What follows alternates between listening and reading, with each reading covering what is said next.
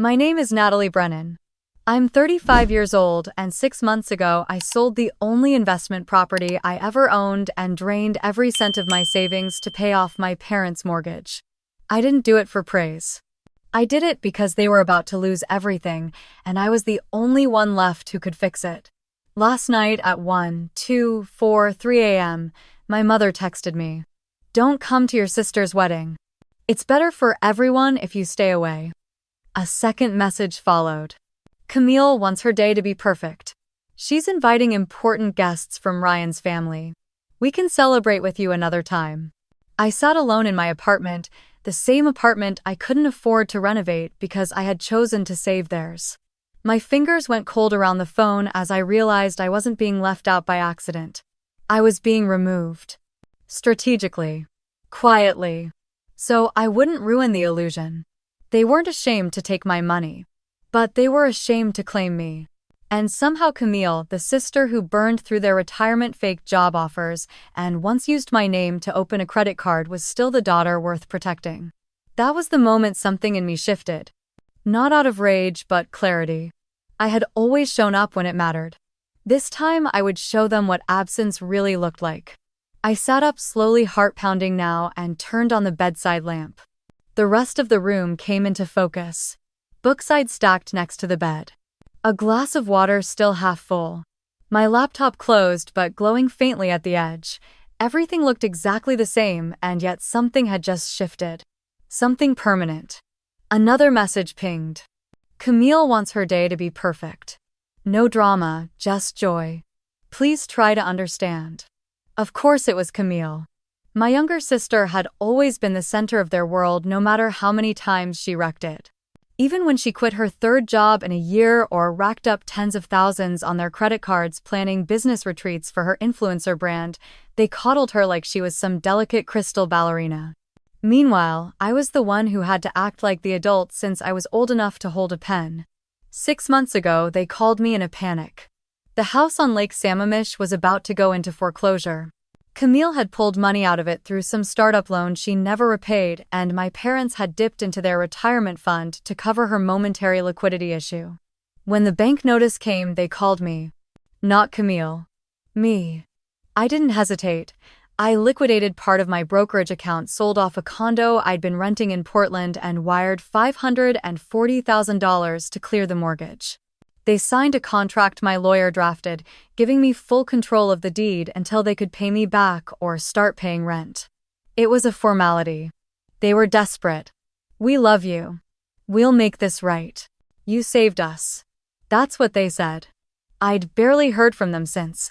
I swung my legs over the side of the bed and walked to the safe embedded in the hallway cabinet. The code was muscle memory now. Inside, among tax returns and a passport I rarely used, was a thin manila folder. I pulled it out and stared at the label I'd printed: Lake House Agreement. Signed June 2023. The phone buzzed again. I didn't need to look. I already knew. Sure enough, Camille. Her tone was as sugary as ever. "Hey Nat, hope you're not mad. I just really need everything to go smoothly. Ryan's parents are flying in from Napa, and we've got some major people from his firm attending. You can be a little intense." Sometimes, I knew exactly what she meant by intense. It was her favorite word when I reminded her to repay the $8,000 I'd lent her 3 years ago. When I asked why she bought a second luxury SUV after leaving her marketing job at Velocity. When I had the audacity to suggest she stop dipping into mom and dad's retirement account. Being intense was code for being responsible. It was code for saying what no one else had the spine to say. I carried the folder to my desk, turned on the small lamp, and flipped it open. The signatures were all there. The notarized copy. The clause stating that they had 6 months to either purchase the house from me at market value or begin monthly rent payments by the 1st of January. Failure to comply would trigger eviction proceedings. I had drafted it to protect myself. I didn't think I'd actually need to use it. Apparently, I'd been wrong. My fingers hovered over my phone, ready to respond to Camille's text. I considered all the things I could say. All the years I'd kept quiet to keep the peace. All the times I'd swallowed my pride for the sake of family. And then I typed one word. Okay, not sarcasm, not venom. Just release. Then I opened my laptop and clicked into the contact labeled Maya Dawson Real Estate Counsel. I hit call. She picked up on the third ring. Sorry to call so late, I said. I need to activate the agreement. You sure? She asked, her voice low but alert. Yes.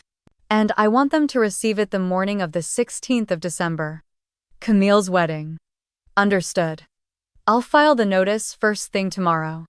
I closed the folder and stared at the ceiling for a long time after the call ended. The silence didn't feel empty anymore. It felt clean, deliberate, like something had finally been put in motion that should have started years ago. Back in bed, I watched the city lights flicker along the skyline. The wedding would be at some mountain resort Camille rented, complete with lanterns and champagne fountains and people who called themselves legacy entrepreneurs. She'd post 100 filtered photos to show how perfect her life was, and maybe for a few hours she'd believe it. But I'd stopped believing a long time ago. I turned off the lamp and let the dark come back. Sleep never came. I lay in bed watching shadows shift across the ceiling, waiting for my mind to slow down. But instead, it kept looping back to that call 2 years ago. The one that started it all. It was early spring of 2021 when my dad called me from the hospital parking lot. His voice cracked before he said anything real. He told me the mortgage on the lake house was in default. They had received the final notice 30 days before foreclosure. He said they didn't know what else to do. Camille had tried some new venture, something about digital events and personal branding, and she'd taken out a home equity loan to fund it. When that collapsed, my parents used their own retirement savings to keep her afloat. And now they had nothing left. I didn't ask why Camille hadn't called me herself. I already knew. She never asked me for money directly. She knew I would ask questions. That evening I sat on my balcony overlooking the sound glass of wine untouched, scrolling through options. I had shares from Apex Dynamics, a tech company I helped scale from 20 employees to over 300. We had gone public the year before, and while I didn't become a billionaire like some of our execs, I walked away with enough to buy comfort. A second condo in Portland. A solid brokerage account. Quiet security. By midnight, I had decided. The next day, I sold off a portion of my shares and called Maya to draft the paperwork. I didn't want them to feel humiliated, but I also knew Camille's name was all over the disaster. If I was going to cover nearly $500,000 to save their home, I needed protection. The agreement was simple. I would pay off the remaining balance on the mortgage and assume ownership. They could continue living there under a rent-free arrangement for 6 months. After that, they could either buy the house back at market value or begin paying monthly rent. If neither happened, I would have the legal right to reclaim the property. They signed the contract that same week without hesitation. My mom cried as she handed it back to me, gripping my hands with trembling fingers. You've always been our rock, Natalie. We don't deserve you. I didn't want gratitude. I wanted peace of mind. I wanted to believe that this time maybe they'd finally see me for what I was, not what I wasn't. But of course it didn't stick. Camille threw a party just 3 months later. Some rooftop thing in downtown Bellevue with a live jazz band and signature cocktails. My name wasn't on the guest list, neither was my contribution. When someone asked how they were managing to keep the house, Mom laughed and said something about refinancing and smart budgeting. I was sitting at the kitchen island of my apartment when I saw the photos pop up on Camille's page. Her standing on a balcony in a sequin jumpsuit captioned Founder's Energy. Dozens of likes from people I didn't know, some of them mutual friends. In the background, I could see my parents smiling as if nothing had ever happened. I closed the app and stared at my untouched dinner. A bottle of soy sauce sat on the counter. I remember it because I knocked it over by accident and it spilled down the cabinets. I didn't clean it up right away. I just stood there watching it pool at my feet. That was the moment something in me hardened. My whole life, Camille had been the dazzling one. The fun one. The beautiful disaster everyone forgave. I was the structured one. The planner. The one who made sure there was always enough money to keep the lights on when Dad's consulting gigs dried up or when Camille needed another bailout. Growing up, they used to joke that I came out of the womb with a spreadsheet. Camille was the dancer, the performer, the charmer. She won pageants, scholarships, followers. I got good grades, made practical choices, and started working full-time before my 23rd birthday. When I moved out at 25, it was into a studio apartment I could barely afford, but I never once asked them for help. When Camille moved out, she brought her laundry back twice a week and borrowed their car for almost a year. They called her resilient. They called me intense. I didn't resent her. Not at first. I believed she'd grow out of it. That eventually responsibility would catch up to her and we'd stand on even ground. But it never did. Because every time she fell, they softened the landing. Every time she lied, they looked away. And when I spoke up, I was accused of ruining the mood. Now I was being excluded from the most important day of her life because I might bring discomfort. I stood and walked to the window looking out at the sleeping city. The lights stretched in neat grids, a city that ran on systems and rules. That was the world I understood. The one I could manage. I thought of the lake house. The smell of cedar after rain. The long summer evenings I used to spend reading on the back deck when Camille would blast music from her phone and dance like no one was watching. I used to think that was freedom. Now I knew it was denial. I walked back to the desk and opened the folder again, reading every line. The signatures. The notarized date. The clause that gave me the power I had never wanted to use. I traced my finger along the edge of the paper. 6 months. They had until the 1st of January. My phone vibrated one more time, a calendar alert reminding me of Camille's wedding weekend. She had sent a digital invite weeks ago. I hadn't RSVP'd. She never followed up. I closed the folder and placed it back in the safe. I didn't need to look at it again. Not until it was time. For now, I just needed to get through the night. I spent the next morning going through old emails, invoices, and account statements, not because I was looking for anything in particular, but because something inside me had shifted. I wanted to see clearly now without the emotional fog that had followed me for years. There was a folder buried deep in my archived inbox labeled James. I hadn't opened it in nearly 4 years. Just seeing his name made my chest tighten. James Grant had been the one person I thought saw me. Not as the responsible daughter or the fallback plan or the one who always showed up when no one else did. He saw me as someone steady, someone he could build a life with. We met at a networking event in Capitol Hill of all places. He worked in software engineering, smart and easygoing, always made people laugh without trying too hard. We dated for almost 2 years. He met my parents, helped me repaint the lake house guest room one summer, even talked about buying a place together in Kirkland. And then, almost overnight, it ended. At the time, I couldn't piece it together. There was no fight, no infidelity, no tragedy. Just distance.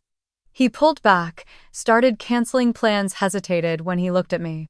I asked him once during what turned out to be our last dinner if something had changed. He hesitated before saying that I could be hard to talk to. That I always needed control. That maybe we weren't as compatible as he thought.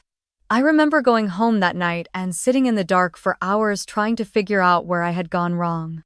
I blamed myself. I always did. Weeks later, I found out the truth. A mutual friend mentioned that Camille had reached out to James behind my back. She told him I was emotionally closed off, that I had a history of being controlling in past relationships. That I'd pressured an old boyfriend to sign a joint lease too early, something that never happened. She had framed it as concern. Just trying to help, she said. I confronted her. It was the first and only time I raised my voice to Camille in front of our parents. She stood in the middle of the kitchen, arms crossed, and said I was being paranoid. She had only answered questions James asked. She was trying to protect me from getting hurt. Then she started crying. My mom rushed to her side. My dad asked me to leave. I remember walking out of that house feeling like the villain in my own story. I never heard from James again. That night, I added a new rule to the quiet list I kept in my head. Never trust Camille with what matters. I closed the email archive and leaned back in my chair, staring at the ceiling. It wasn't just favoritism, it was something deeper. They didn't just excuse Camille's behavior. They invested in it. They defended it nourished. It turned her into a storm they refused to acknowledge. And when I spoke up, I was told to calm down. That I was making things worse. That I should be the bigger person. Being the bigger person had made me feel small for years. I stood and crossed the room to my filing cabinet, digging through receipts and bank statements for my year-end taxes. As I sorted through documents, one envelope slipped loose and fluttered to the floor. It was addressed to me, but not in my handwriting. It was a copy of a credit card statement from late 2022. At first, I assumed it was a mistake. My name was on the account, but the charges weren't mine. Luxury spa packages in Los Angeles. A boutique clothing store in Santa Monica. A hotel booking in Palm Springs during a weekend I was hosting a product launch in Seattle. My pulse quickened as I flipped through the pages. The card had been opened in my name. My social security number. My email address slightly misspelled. My mailing address matched my parents' house. There was a charge for a designer dress from a store Camille posted about on Instagram last year. I sat down slowly. My hands were shaking. I remembered calling the credit card company months ago when I received a promotional offer from a bank I didn't recognize. They said I already had an account with them. I told them they were mistaken and they said they'd remove my info from their mailing list. I never thought to follow up. Now it made sense. Camille had used my information, or convinced someone to do it for her. Maybe she thought I wouldn't notice. Maybe she didn't care if I did. I took photos of the statement and emailed them to Maya without adding a subject line or message. I knew she'd understand. Then I leaned back in the chair and let the silence fill the room. This wasn't just about money. Not anymore. It was about a pattern. One where I was only useful when I was invisible. Where love meant sacrifice and silence and being family meant looking the other way. I wasn't looking away anymore. I shut the cabinet and stood at the window again. It had started to rain soft and steady, misting the skyline in gray. The lake house would be soaked by now. The cedar porch, the lawn sloping down to the water. I wondered if they even remembered the promises they made that summer when I saved it. I thought about Camille in her silk robe sipping matcha lattes and taking phone calls in a baby voice telling people how hard she worked to make the wedding perfect. I thought about James and how quickly she had dismantled something I believed was real. And I thought about the wedding invitation still sitting unopened in my inbox, its scripted font promising love, elegance, and forever. I wasn't going. But I wasn't disappearing either. The next afternoon I called Maya. She answered on the second ring, voice crisp but warm the way she always sounded when she was in work mode, but still had one foot in our friendship. I told her everything. Not just the messages from my parents and Camille, but about the old credit card statement, the new proof. I told her about James. About the years of being made small so Camille could take up all the space. There was a long pause on the other end before she spoke. You know, this isn't just about the house anymore, right? I do. You want to proceed, yes, but I want to make sure the agreement still holds. It does, she said. I have the original file right here. Signed June 12th. They had 6 months. That puts the deadline at December 12th. They've neither bought the house nor paid rent. You're well within your rights. She clicked something on her end. I could hear typing. We'll file a formal notice to vacate. Certified mail plus 1 physical delivery. When do you want it sent? I hesitated. The rational part of me said to send it right away. Let the consequences land now. But another part of me, the part that still carried bruises in the shape of family expectations, wanted them to feel the weight of what they'd done. December 16th, I said. Morning delivery, that's Camille's wedding. Exactly. Maya didn't ask why. She just said I'll draft the paperwork and schedule delivery. Thank you. After we hung up, I stayed seated at my kitchen counter staring at the grain in the wood. A single ray of winter light streamed in from the balcony, catching the edges of the coffee mug I hadn't touched since morning. My phone buzzed with a reminder about a project deadline at work. I ignored it. The world outside continued moving, emails piling up, meetings scheduled, deadlines approaching. But inside me, something had finally stopped. A machine that had been spinning for years was winding down. Later that night, Maya forwarded the draft notice. I opened the document, slowly reading every word. It was professional, unemotional, clear. Notice of breach and intent to reclaim property. 6 months had passed. No payment, no arrangement. The owner, Natalie Brennan, reserves the right to reclaim the residence located at 2406 West Lakeshore Drive. There was something both cold and empowering about reading it in legal terms. It stripped the emotion away and laid bare the facts. I had given them time. I had been patient. I had followed the rules. They hadn't.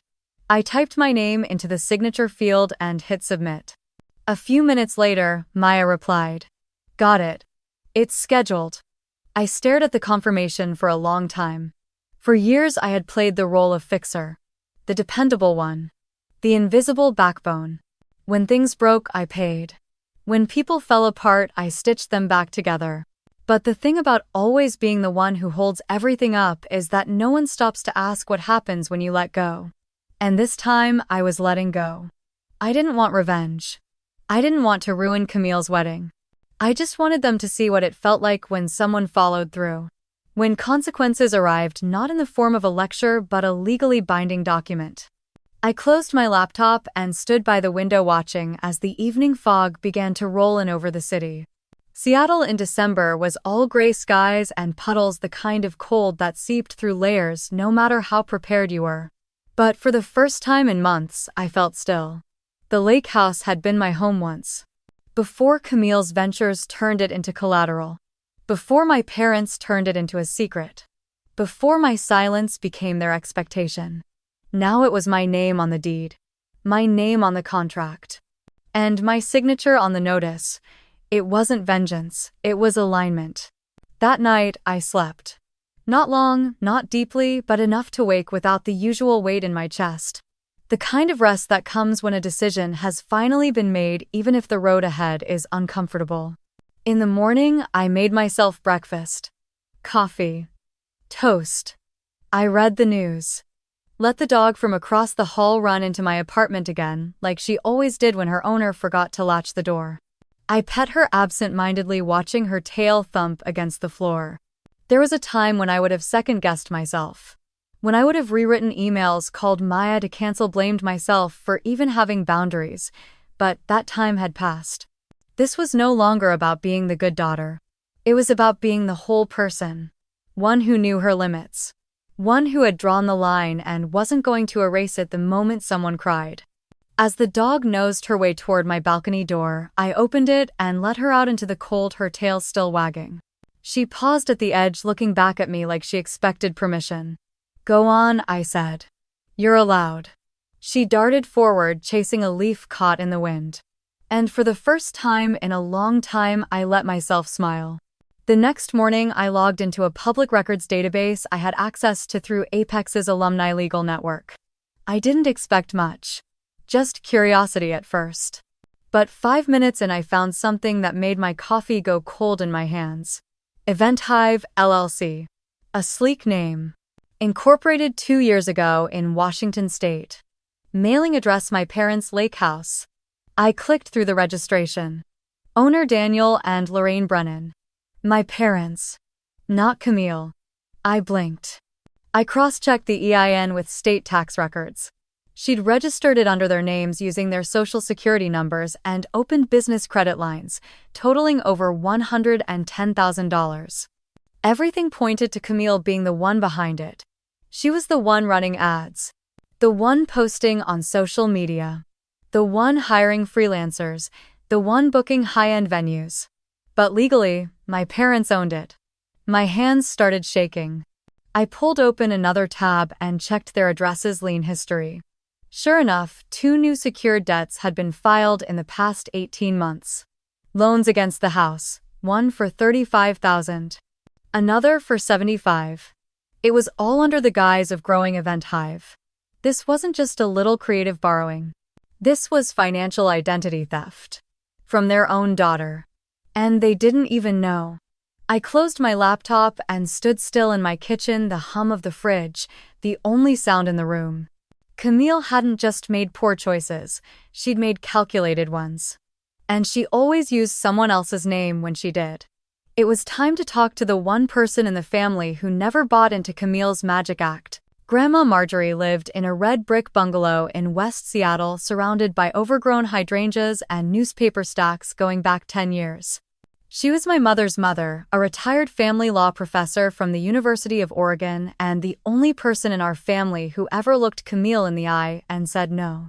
When I arrived, she opened the door without a word, just looked me up and down and stepped aside to let me in. "You didn't come here for tea," she said, finally settling into her armchair. "Let's have it." I laid out everything. The LLC. The fake ownership. The loans. I even showed her the fake maternity announcement Camille had posted last month on a closed Facebook group for Ryan's family. I'd only found it because a mutual acquaintance had screenshotted it to ask if it was real. Marjorie raised one eyebrow but didn't interrupt. "She told them she was pregnant to speed up the engagement," I said. "Ryan's parents are very conservative.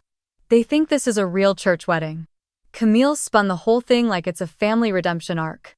A clean start. "That's why I got disinvited. I don't fit the narrative." Marjorie leaned forward, steepling her fingers. "Do your parents know about any of this?" "I think they suspect some of it, but they won't admit it. Admitting it means they were used." Again. She exhaled sharply through her nose. Classic codependency. "But you're not here to diagnose them. You're here to do something." I nodded. "The wedding is next Saturday. The notice gets delivered that morning. I want it to land before the vows." "And you want to make sure it actually lands?" "Yes. I want someone in the room who won't let Camille spin it into another pity parade. Someone who will speak plainly if she tries to lie again." Marjorie gave a slow, satisfied smile. "Now you're speaking my language." I hesitated before continuing. "But I also don't want to destroy them. Not completely. I just want it to stop. The cycle, the manipulation, the silence." Marjorie stood and walked to the old sideboard by her window. She opened a drawer and pulled out a thin manila folder. "I kept records," she said. "Over the years, Camille's fundraisers, GoFundMes, fake business websites, fake degrees. I tried to talk to your parents once. They shut me out. But I never stopped documenting." She handed me the folder. "If you're going to stand up to her, you'll need more than hurt feelings. You'll need proof. This is yours now." I swallowed hard and took it. "Thank you." She touched my shoulder, her grip surprisingly firm for a woman her age. "Just don't go in with revenge in your heart, Natalie. Go in with clarity. Show them who she really is. Let them decide what to do with it." I drove home in silence, the folder in the passenger seat like a quiet passenger with its own pulse.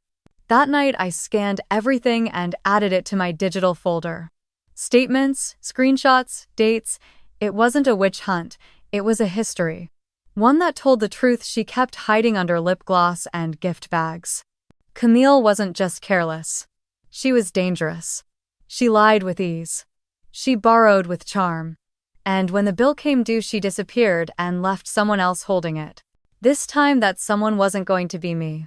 I wasn't going to shout. I wasn't going to make a scene. I was going to be silent, steady, and prepared. I was going to let the truth walk into that wedding and sit in the front row. The wedding was held at Crystal Pines Resort in Snoqualmie, nestled between snowy ridges and towering firs, the kind of place that looked like it belonged on the cover of a luxury bridal magazine. From the photos guests had already started posting online, the ceremony was everything Camille had promised it would be. A winter fantasy. Ivory roses suspended from glass orbs. Handwritten menus. A harpist playing acoustic Taylor Swift. Rows of chairs filled with polished shoes and seasonal designer coats. I wasn't there. I didn't need to be. But someone else was. Maya's associate Rachel Lynn had arrived 15 minutes before the ceremony, dressed in a navy silk jumpsuit and long cream coat. No briefcase. No clipboard, just a small clutch and calm smile. She blended in like one of Camille's coworkers from her fake brand partnerships. She waited through the ceremony. Waited while Camille's voice trembled with performative emotion as she said her vows. Waited until the officiant said the words Camille had been dying to hear since the first time she caught Ryan glancing at her on campus: "You may now kiss the bride." The crowd erupted in applause. Champagne glasses clinked. Someone let out a cheer. And then Camille stepped forward to thank everyone for coming. She always needed the mic. Always needed a monologue. She started with a rehearsed laugh about her journey, the setbacks, how love finds you when you least expect it. How family meant everything to her. Behind her, Ryan gave a stiff smile and sipped his champagne. That's when Rachel stood up. She walked slowly, gracefully down the center aisle as Camille spoke, holding a white envelope. Not a dramatic scene. Not even a disruption. Just a quiet interruption with purpose. She reached the front row, leaned in slightly, and handed the envelope to my father. He blinked, confused. Rachel gave him a polite smile and whispered, "It's a legal notice. You're being served." Then she turned and left. Camille froze. Ryan looked at her. What was that? She tried to laugh it off. Probably a wedding prank. You know how some people can be. He narrowed his eyes. That wasn't a prank. That woman said legal notice. Camille waved a hand. I'm sure it's nothing, maybe just a tax form or something about the house. I'll deal with it later. But Ryan stepped forward and grabbed the envelope from my father, who sat pale and sweating. His expression changed the moment he read the first paragraph. His voice dropped. You told me you owned the house outright. I do, Camille said too fast. Ryan held up the paper. This says you have 60 days to either purchase the property at market value or vacate. That the current owner is your sister. And that you've been living there rent-free since July. It's just a formality, she insisted. Natalie always does this. She overreacts. This is her way of punishing me. Ryan stepped closer, his voice low. Is this the house you said your parents gifted you after your business took off? She blinked. Is Event Hive even real? He asked it so softly, but I knew it cut deep. Of course it's real, Camille said. You've seen the photos, the events. He folded the paper. But it's not in your name. I use Mom and Dad's name for tax reasons. It's strategic. He stared at her. Did you lie about being pregnant? Her face strained. You said that's why we had to move up the wedding, that it would look better. That your family was finally stable again. That you'd cleaned up all the messes. Ryan, please. Can we not do this here? Guests were starting to whisper. A few phones had come out. My mother tried to pull Camille away, but she shrugged her off. You lied about a child, he repeated. About money. About your business. What else? She grabbed his arm. We'll talk about it at the hotel. He didn't move. You wanted the perfect wedding, Camille. What you didn't realize is that you built it on lies. And now they're collapsing. She snapped. Don't act like you're innocent. You wanted the fantasy too. You liked it. You liked me when I was dazzling. You didn't ask questions then. And he said the one thing I knew would break her. I liked the version of you that didn't need to control everything. Camille took a step back like he'd hit her. Ryan tucked the envelope in his pocket and walked off stage. The harpist kept playing. The photographer kept snapping. But the magic had cracked. And through it all, my parents sat in the front row silent, holding the evidence of everything they had refused to see. Ryan stepped down from the platform with the kind of focus reserved for closed-door negotiations, not wedding ceremonies. He didn't look at Camille. His eyes were locked on the man and woman who had raised her. My parents still sitting in rigid silence, clutching the envelope like it might spontaneously catch fire. Camille's hands twitched at her sides, manicured fingers curling and uncurling as her perfect day began slipping from her control. Her voice cracked first just slightly, but it was enough to turn heads. I can explain. Ryan didn't stop walking until he stood directly in front of my father. The music had stopped. The waitstaff froze mid-pour. Every guest within earshot leaned forward. Is this real? Ryan asked, his voice steady but cold. He lifted the lease agreement from the envelope and held it up between two fingers. Camille told me this home was yours. She said Natalie cut off contact years ago. Dad opened his mouth, then closed it again. My mother's gaze darted from Ryan to Camille to the camera crew lingering awkwardly by the floral arch. Ryan turned to Camille. You lied to me. Not just about your finances. About everything. Camille took a shaky breath. Ryan, I was trying to protect our image. You said how important this day was. I didn't want any negativity. Negativity, he repeated. You mean reality. Her voice rose desperate and raw. You don't get it. Natalie's always had it out for me. She's jealous. She always has been. This was her plan all along. I took that as my cue. I stepped out from behind the row of decorative columns and into full view. No one clapped. No one gasped. The kind of silence that settles in just before a car crash fell over the room. Camille blinked like she was seeing a ghost. You're not even invited. I know, I said simply. She turned to the crowd, grasping for sympathy. See, she just shows up to cause a scene. She doesn't care about anyone else's happiness. She never has. I didn't respond right away.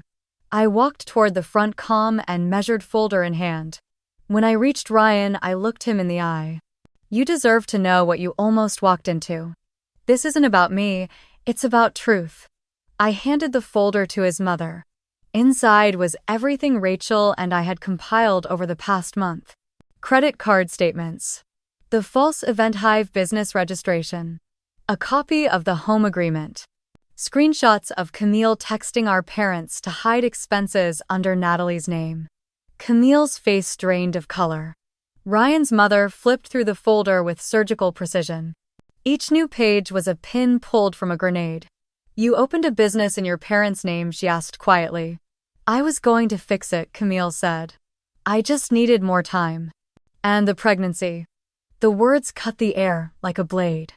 People turned. A woman near the back dropped her wine glass. Camille flinched. That wasn't a lie. Ryan looked at her, and for a moment he didn't look angry. He looked exhausted. You told me you were 8 weeks along. We were planning names. Camille. I called your OB to confirm the first ultrasound. You never scheduled one. There is no baby, is there? Camille didn't answer. She couldn't. The silence that followed wasn't just awkward, it was damning. Ryan nodded once as if confirming a final detail in a contract, then pulled the ring off his finger and set it on the reception table with a soft click. We're done. Number no, Ryan. Please. She reached for him, tears starting to fall, mascara already smudging. This is all Natalie. She did this. She planned it. I turned to my parents. You knew about some of this. About the loans. The credit cards. You told yourselves it was temporary. That she was still finding her way. My mother blinked rapidly. My father stared at the floor. You asked me for help and I gave everything I had. But when she told you to cut me out, you did it in a text. At 12:43 in the morning. Camille was sobbing now. Her gown, so carefully fitted and tailored, looked too tight, too heavy, like it might swallow her whole. You think this makes you better than me, she hissed. You've always needed to be the hero. Number, I've always needed peace. But I let guilt make me your backup plan. That's over now. I faced the room, letting the words reach everyone who needed to hear them. When families enable harm, it doesn't make them loving. It makes them complicit. Silence is not compassion. It's cowardice in disguise. I handed my father a second envelope. In case you misplaced the first one. You have until the 20th of January. Either pay fair market rent or vacate. And don't worry, I've waived late fees for December. He didn't say a word. Ryan's mother stepped toward me and placed a hand gently on my arm. Thank you, Natalie. Then she turned to Camille. My family doesn't do business with deception. And with that they left.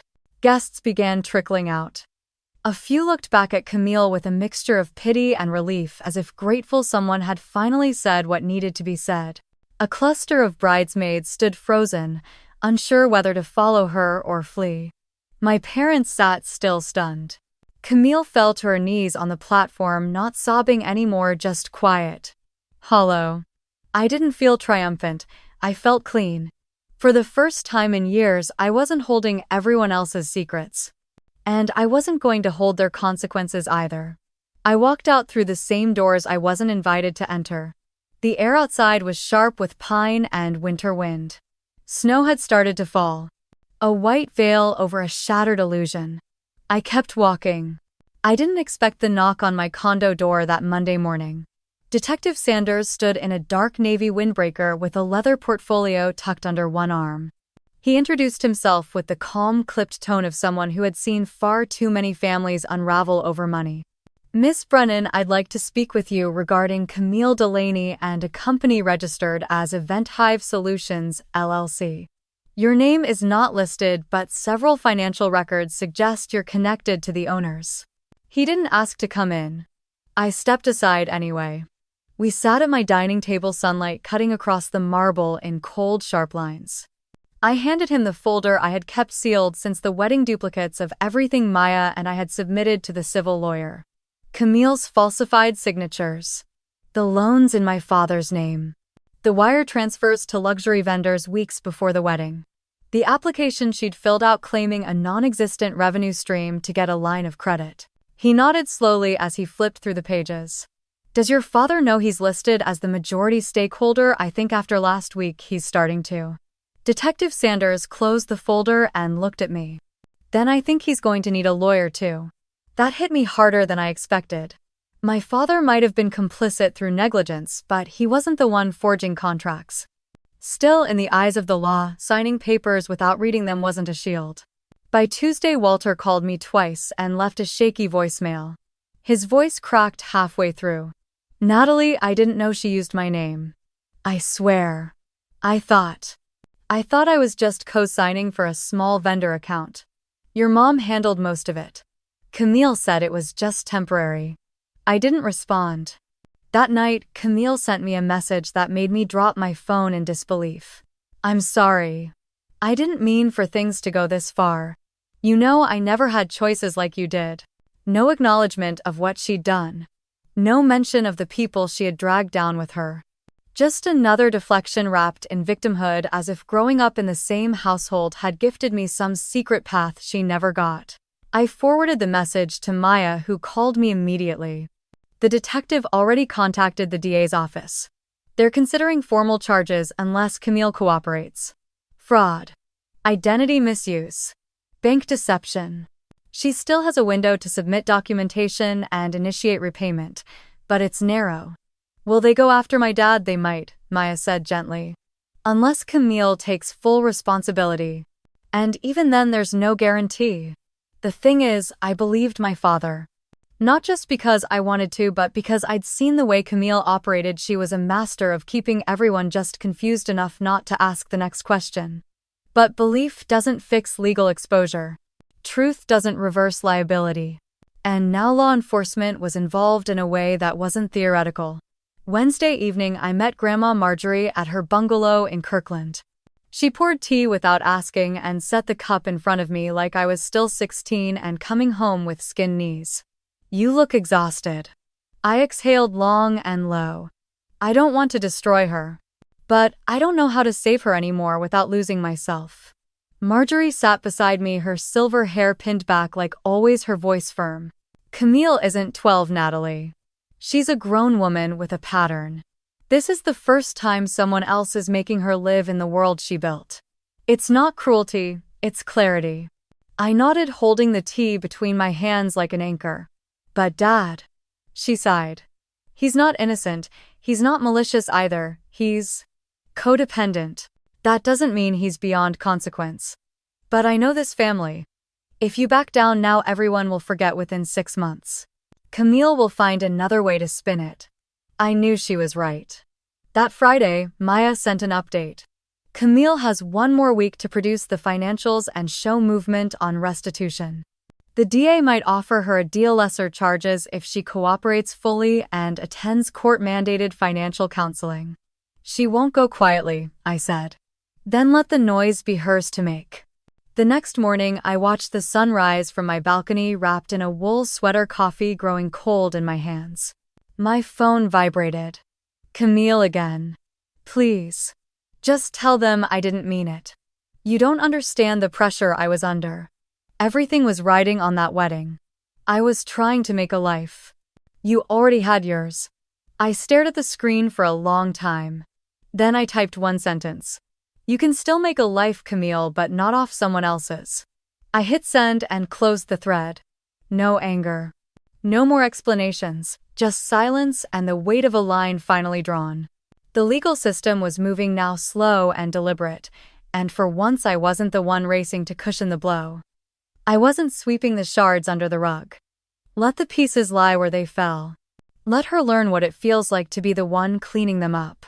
That was the only love I had left to give. The call came on Sunday evening just after I'd sat down with a bowl of lentil soup and a muted rerun humming in the background. It was Mom. I almost let it go to voicemail, but something in me said to answer. Natalie, her voice cracked barely above a whisper. Your father's not well. He hasn't eaten properly in days. Camille's bras. She's just not herself. I didn't respond. I waited. We want to come see you. Please. Just once. No arguing. No drama, just talk. Not in Bellevue, I said finally. Of course, she said quickly. Your place, whenever you say, Tuesday, 6 o'clock. I'll buzz you in. I spent the next day cleaning, not because I wanted the place to look nice, but because I needed something to do with my hands. I scrubbed the counters, fluffed the pillows, wiped the windows, even though it was already dark by 4. I set out water glasses, but no snacks. I wasn't hosting. I was hearing them out. At 5:58 p.m., the building intercom buzzed. They came up together. My mom in a heavy green coat, no makeup. My dad looking smaller than I remembered, as if the weight of it all had finally landed on his shoulders. Camille followed behind them in an oversized hoodie, her hair tied back, her face drawn and pale. No wedding glow. No theatrics. Just 3 people walking through the door like they weren't sure what they'd find on the other side. I didn't offer hugs. I motioned to the couch. They sat. Camille on the edge of the ottoman, hands clasped tight. My mom kept fidgeting with a tissue. My dad looked straight ahead like if he blinked he might cry. We sat in silence for a moment. Then my father cleared his throat. I've made a lot of mistakes. I didn't answer. Not just lately. For years. For decades. He looked at me then, eyes glassy. I thought keeping the peace meant holding the family together. Letting small things slide. Not rocking the boat. Small things, I asked quietly. He nodded slowly. That's the problem. They weren't small. I just told myself they were. My mother sniffled beside him. I thought I was protecting Camille. I thought if we just gave her more time, more support, she'd find her way. You supported her by abandoning me, I said. You let her tell the world I was the cold one. You let her rewrite everything. We know, Mom whispered. We know that now. I looked at Camille. She hadn't said a word. She glanced up, met my eyes for 1 second, then dropped her gaze again. I'm sorry, she murmured. I waited. She tried again. I messed everything up. I know that. You didn't deserve any of it. I thought. I don't even know what I thought. I just kept going. One lie to fix another. And then I blamed you when it all broke apart. Her voice cracked on the last word. She looked down at her lap, breathing through her nose. I stayed quiet. She kept talking. I didn't come here to ask for anything. I just needed to say it. Out loud. The room fell still again. It was the first time in years Camille had spoken to me without twisting the narrative, without blaming me for the consequences of her choices, but I had learned better than to mistake admission for change. I believe you regret what happened, I said. But I'm not here to fix you. I'm not going to bury the damage just because you're finally facing it. Camille nodded once. There are going to be boundaries, I continued. Clear ones. Like what Dad asked. No more shared finances. No favors. No last-minute calls to clean up messes. If you need help, you go through the proper channels. You get legal advice. You do the work. Camille swallowed hard but didn't argue, and no more pretending. I'm not going to play the role of the difficult daughter while everyone else gets to be innocent. That's fair, Mom said softly. If we want a relationship, it has to be real, I said. Messy, honest. Not perfect pictures and silent suffering. My father leaned back and rubbed his face. That might be the hardest part, he muttered. But I'll try. I believe you will, I said. Camille looked up again, eyes red, but focused. Can we start over? Not from scratch, I said. But maybe. From here. She gave a small nod. We sat there for a long time after that, not saying much, just breathing in the quiet that finally didn't feel like suppression. When they left, Camille turned at the door. Thank you for letting us come. I didn't smile. But I didn't shut the door behind her either. That night I didn't cry. I didn't break down or second-guess anything I'd said. Instead, I made tea and sat at the window watching the lights of the city flicker. Not every ending needed to be a fire, some just needed to be a line in the sand. This time, it would hold. The next week, I invited them back, not for reconciliation, but for logistics. We sat around the same table this time with a yellow legal pad in front of me and Maya on speakerphone. I didn't want misunderstandings. Everything would be said clearly out loud and with consequences attached. I laid out the options. Option 1, I said, you sell the house in Bellevue. The market's strong again. Even after the liens and back taxes, you'll walk away with enough to cover basic expenses and reset somewhere quieter. Maybe Spokane. Maybe Arizona. My father leaned forward, rubbing his hands together. And option 2, you refinance the house under a new loan with your name only. You pay me back the $600,000 in full plus interest. But given your current income, that's not realistic. He nodded slowly. And the third, you don't pay it back. I drop all claims. But we dissolve all shared assets. I'll draw up a formal separation agreement. You'll be tenants in a property I own. Rent will be at market rate, no discounts. And you'll need to sign a fixed lease with legal terms. He swallowed. Your mother and I will need to talk. Take all the time you need, I said. But until a decision's made, I'm freezing the utility transfers. You're welcome to stay through March, but I'm not financing another summer. That was just the start. Then I turned to Camille. The district attorney's office is offering deferred prosecution. That means no jail if you complete the full 6-week financial accountability program plus restitution, planning, and therapy. But if you miss a session or falsify anything, the offer disappears. Camille didn't speak for a long time. Finally, she asked quietly, and if I do it, then you rebuild with your own name, your own credit, and your own limits. That's the deal. She nodded once. Marjorie texted me later that night after I updated her. Con không trả thù. Con đang dọn lại nền móng cho gia đình. I read it twice before setting the phone down. It didn't feel like triumph. It felt like sweeping the floors after a flood. Everything soaked. Everything salvageable only if you stripped it down to the beams. My father chose to sell the house. It wasn't easy. He loved that property. The view of Lake Sammamish, the little dock where Camille and I used to fish in silence when we were still kids. But he admitted something that made me believe he meant it this time. I was clinging to a place because I didn't want to face how much of our life had rotted inside it. Maybe we all were. He called a realtor the same week. The house went on the market with an asking price of $1.2 million. Meanwhile, I helped him file paperwork to open a small bookkeeping office in Issaquah. He'd kept up his CPA license surprisingly, though it had lapsed for 2 years. We got it reinstated. I paid for the filing fees, but nothing more. The rest was up to him. Camille started her program the following Monday. 6 weeks, 5 days a week, mornings from 8 to noon. Financial counseling, fraud restitution, classes, personal responsibility modules. All court supervised. Maya kept tabs on her attendance. So did I. One morning halfway through the program, Camille sent a photo. It was a worksheet filled out in her handwriting detailing her credit card debt, spending triggers, and a section titled, What I Owe and to Whom. I didn't reply. But I saved the photo. At the end of week 4, she asked if she could come by. I said no. Boundaries weren't flexible, they were foundational. You can send updates, I said. But I'm not your sponsor. She replied with just one word. Understood. For the first time, she meant it. As January ended, I started to sleep better. Not because the past had healed, but because the future no longer felt like a trap.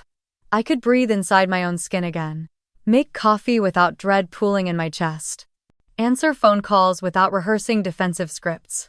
My therapist asked if I felt peace. Not peace, I said. but space. And space is enough.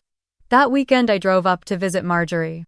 She met me on the porch in her old slippers and a cable knit sweater. "I heard the house sold," she said, handing me a mug of cider. I nodded. "And your father interviewing 2 clients next week. And Camille finishing week 5. No missed sessions." Marjorie leaned back in her chair, the wood creaking. "Sounds like a start." I sipped the cider and looked out over her frozen yard. The world didn't feel fixed, but it didn't feel broken beyond repair either. Just unfinished. And this time I was letting it rebuild on my terms. By mid-February, the changes were no longer theoretical. They were real, measurable, and awkward in their own ways. And they didn't come dressed in warmth or poetic closure. They came in quiet inconveniences, humbling shifts, and small ruptures in pride. Camille's court-mandated program began at 8 a.m. sharp every weekday. No phones, no outside contact, no designer handbags or curated personas. She had to show up in flat shoes and neutral clothing, turn in daily worksheets, and sit through 4 hours of lectures on ethics, personal responsibility, and fraudulent financial behavior. She was placed in Group 2 alongside a mix of embezzlers, credit card scammers, and one former social media influencer who had filed fake loan applications. Camille wrote me once saying it was like sitting in a mirror maze. Every story reminded her of herself. That was the point, I suppose. Week 2 hit her hard. She tried to open a new bank account under her name at a local credit union. It should have been a basic step, one of the exercises in financial independence outlined in her workbook. She walked in, handed over her ID, filled out the forms. Then the manager returned with a printed report and a furrowed brow. Multiple charge-offs. Bankruptcy proceedings. A flagged credit profile linked to a failed business. They told her no. Camille stood in the lobby holding the manila folder she had brought with her, staring at the floor tiles. She didn't argue, didn't cry there. But someone who worked nearby later told me she sat down on a bench in the corner and didn't move for 30 minutes. Just stared straight ahead, with her hands clenched in her lap. That was the first time I think she realized this wasn't temporary. Meanwhile, back in Issaquah, my father began his first official week at Brennan Bookkeeping. The office was barely more than a converted suite in a shared workspace with 2 particle board desks, a printer that jammed constantly, and a coffee pot that only brewed lukewarm sludge. But he showed up every morning at 7:30, wore a collared shirt and polished shoes, and brought his own calculator in a padded case like it was an heirloom. He called me after his first client meeting. They wanted help setting up a chart of accounts. I forgot how much I liked walking people through the numbers. His voice sounded lighter, like someone dragging themselves out of fog. He shared the space with 2 interns from the University of Washington. Fresh-faced, hyper-efficient, and full of jargon. At first, I worried he'd resist them. Instead, he brought them bagels every Friday and gave them career advice I suspected he wished someone had given him when he was 22. Eileen, for her part, started moving through the closets. At first, I thought she was just tidying, but then came the listings on Poshmark, Chanel, Burberry, Gucci. Bags I hadn't seen her carry in years. Next came the jewelry boxes, the gold cuffs, the sapphire earrings from their 25th anniversary. She sold nearly everything. Then on a Monday afternoon, an envelope arrived at my apartment. It wasn't handwritten. Eileen had always preferred typing. Inside was a cashier's check for $4,000 and a short note. "It's not everything, but it's real. And it's mine." I folded the note and placed it in my desk drawer. I didn't text her, didn't call. But that night I slept a little easier. Not because the money changed anything, but because it meant she had finally chosen to do something difficult without asking for applause. The ripple effects continued. Camille's name came up on a legal podcast Maya followed. Not scandalous, just a short mention in a case summary about financial rehabilitation paths for nonviolent fraud offenses. Camille would have hated it being reduced to a bullet point, a cautionary tale. But maybe that was what she needed. Week 4, I received another letter. It was thicker this time. Inside were her updated budget worksheets, a copy of her program completion certificate from the halfway point, and a list titled "What I Owe." There were 4 columns: amount, lender, due date, plan. I studied it in silence. It wasn't flawless, the math was optimistic. But it was hers. She'd written a sentence at the bottom. I used to think control was power. Now I know it's just fear in costume. No request for forgiveness. Just insight. Quiet. Sincere. I didn't reply that night. Instead, I stopped by Marjorie's house for tea the next day.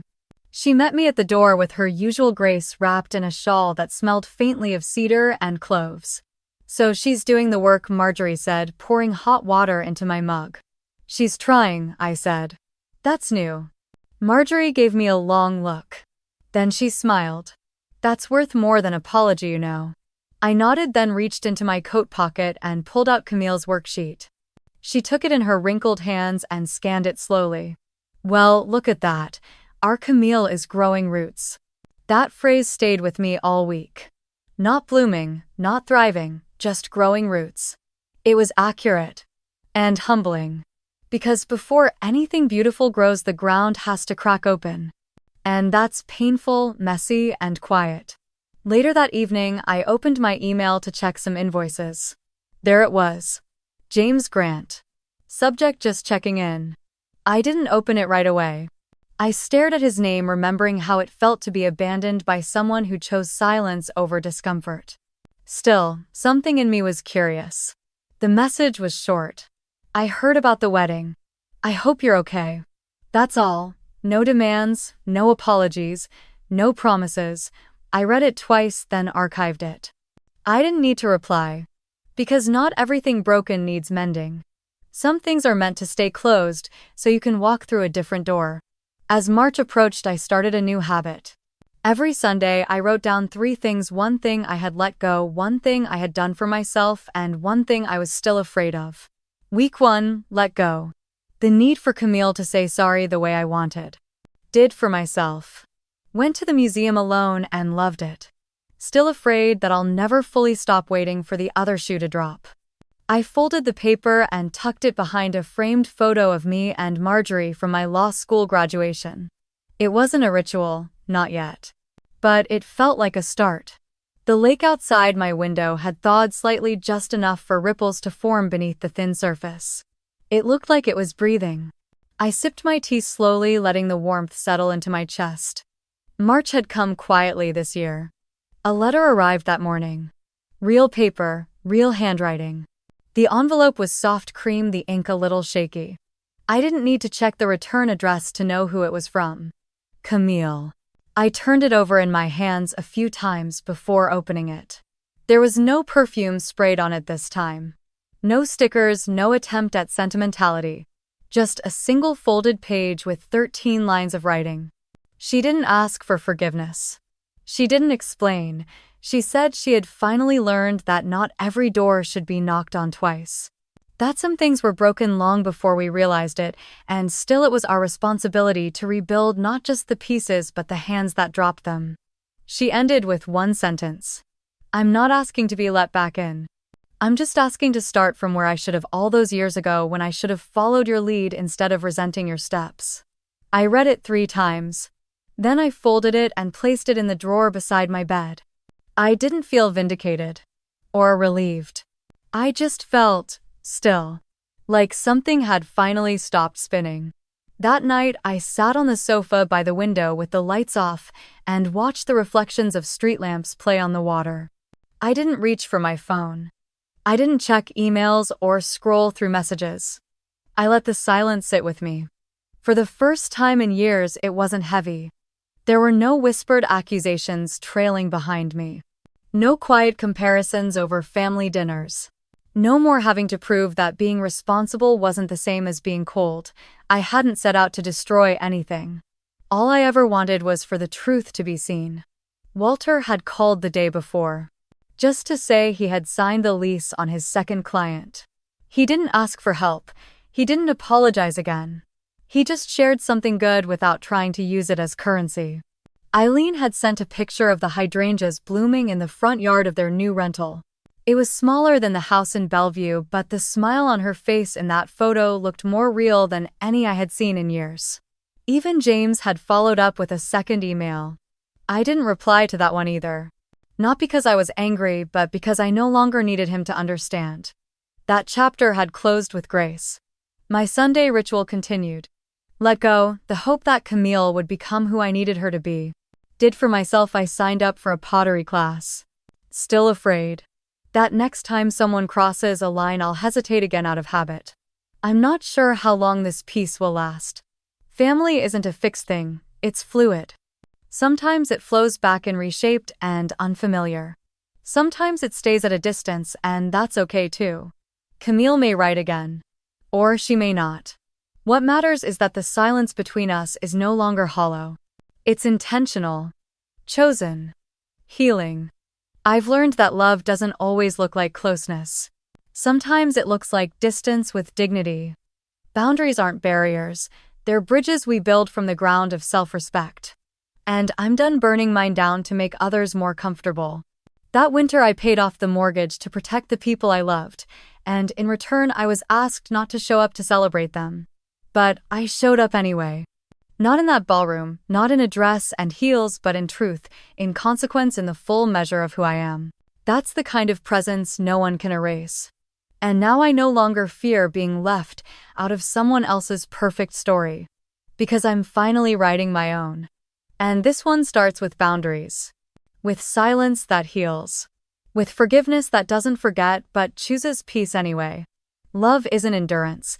It's choosing every day to honor your own limits while wishing others well from afar. So tell me this. If your parents told you not to come to your sister's wedding right after you paid off their mortgage, what would you do? Would you walk away? Would you confront them? Or would you rewrite the rules like I did? Let me know your story. Because every time we speak up, every time we break the silence, we give someone else permission to end their own toxic loop. And maybe, just maybe, that's how real healing begins.